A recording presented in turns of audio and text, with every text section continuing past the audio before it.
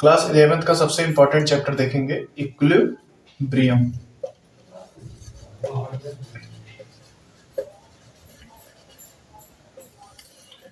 Equilibrium जैसे कि chapter के नाम से ही जाहिर हो रहा है कि इक्वल की बात की गई, यानी कोई चीज इसमें स्थिर होगी। इक्वल का सिंबल यानी कोई चीज इसमें स्थिर होगी, यानी एक समानता की बात की गई है।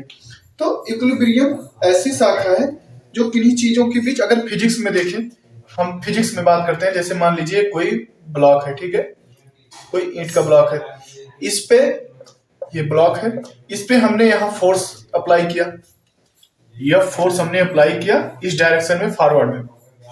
अब अगर फोर्स अप्लाई हो रहा है तो यह बॉडी सामने की दिशा में मूव करेगी।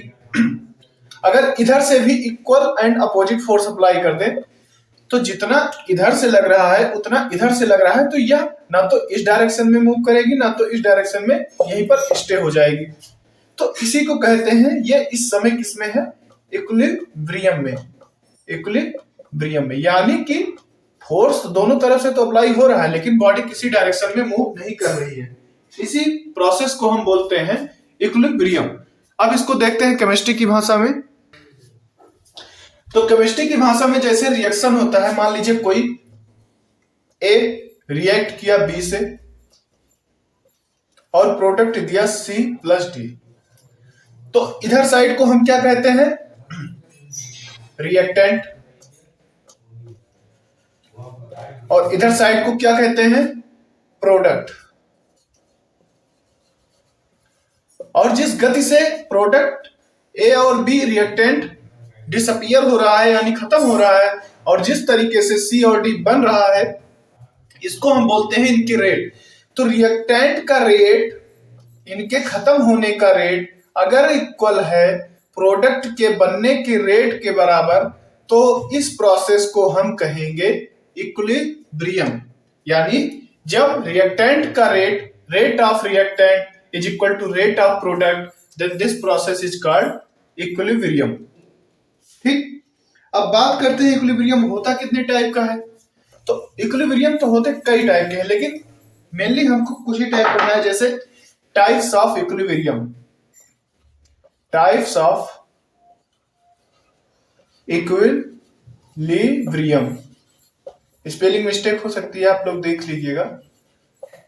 टाइप्स ऑफ इक्विलिब्रियम मेनली इसमें पढ़ना है static equilibrium and dynamic. Static मतलब रुका हुआ और डायनेमिक मतलब मूव करने वाला। जैसे कोई पत्थर है, जमीन पर पड़ा है, ना तो ये अपने आप मूव कर सकता है जब तक कि इस पर फोर्स न लगाया जाए, तो इसको हम कहेंगे कि ये स्टैटिक इक्विलिब्रियम में है।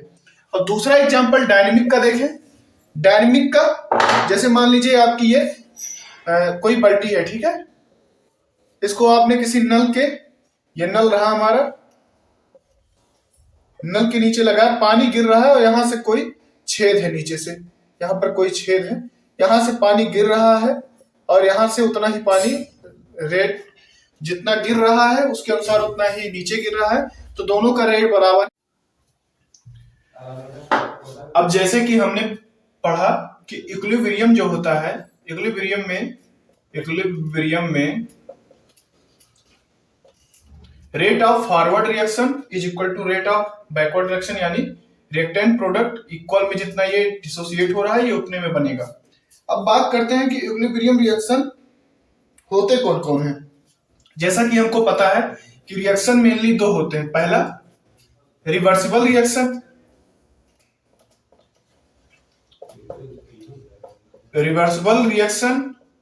और इरिवर्सिबल रिएक्शन।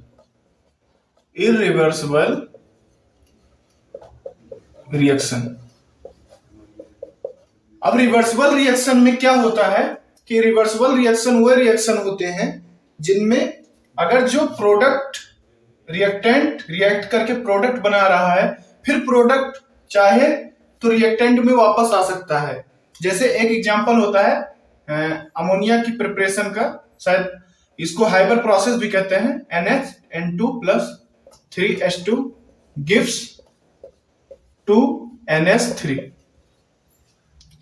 ये रिवर्सिबल रिएक्शन का साइन होता है, यानी कि रिएक्टेंट प्रोडक्ट बनाएगा, फिर प्रोडक्ट डिसोसिएट होकर रिएक्टेंट बना सकता है।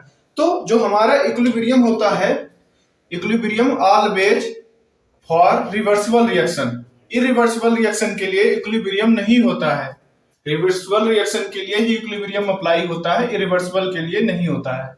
तो हम इस चैप्टर में सिर्फ रिवर्सिबल रिएक्शन के बारे में स्टडी करेंगे, इरिवर्सिबल रिएक्शन के बारे में स्टडी नहीं करेंगे। इरिवर्सिबल रिएक्शन क्यों नहीं होता है? क्योंकि इरिवर्स अब बात करते हैं इरिवर्सिबल रिएक्शन क्यों नहीं होता है। क्योंकि इरिवर्सिबल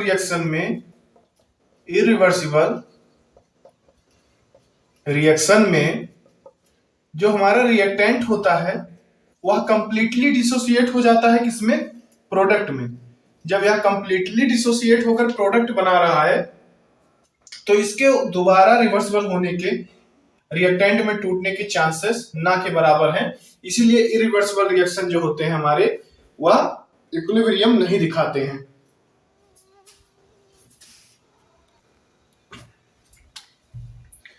अब हम बात करेंगे कि कैरेक्टरिस्टिक्स ऑफ केमिकल इक्विलिब्रियम। इस चैप्टर में, इक्विलिब्रियम चैप्टर में हमको दो प्रकार के इक्विलिब्रियम पढ़ने हैं। इक्विलिब्रियम चैप्टर में हमको दो प्रकार के इक्विलिब्रियम पढ़ने हैं। पहला है केमिकल, जो कि एनसीईआरटी में पहले दिया गया है, और दूसरा है ionic equilibrium. Chemical and ionic equilibrium के बारे में पढ़ना है। तो सबसे पहले हम देखते हैं कि केमिकल इक्विलिब्रियम के कैरेक्टरिस्टिक्स क्या होते हैं, यानी उनकी कैरेक्टरिस्टिक्स